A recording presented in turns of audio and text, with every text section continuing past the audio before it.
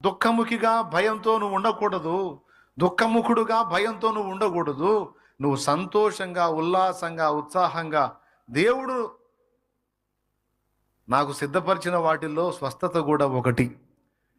నిన్ను స్వస్థపరిచే యెహోవాను నేనే అన్నాడు. నేనే నిన్ను బాగు చేతును అన్నాడు. ఆయన గాయములలోని స్వస్థత నాకుందన్నాడు పేతురు పత్రికలో. అతడు పొందిన దెబ్బల చేత మీరు స్వస్థత నొందితిరి అన్నాడు. ఆత్మీయ, శారీరక, మానసిక స్వస్థతలు 3 కూడా నా ప్రభు నాకు ఇవ్వగలడు. నాకు వాగ్దానం చేశాడు.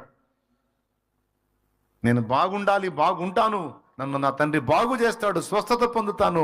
నేను లేచి నా దేవుని పని చేస్తాను, నా దేవునికి పని చేస్తాను, నా దేవుని పని చేస్తాను, నా దేవుని పరిచర్య చేస్తాను, నా దేవుని చిత్తం నెరవేరుస్తాను. ఇంతవరకు తెలియక లోకం కోసం బతిక, లోకాన్ని పొందడం కోసం బతిక, లోకానుసారంగా బతిక. ఇప్పుడు సత్యం తెలుసుకున్నా, మారు మనసు పొందా, రక్షణ పొందా, నా తండ్రిని అడిగా, నా తండ్రికి రిక్వెస్ట్ పెట్టా, మొత్తం ఆయన ఆమోదించాడు, నాకు జవాబిచ్చాడు. నేను నమ్ముతున్నా.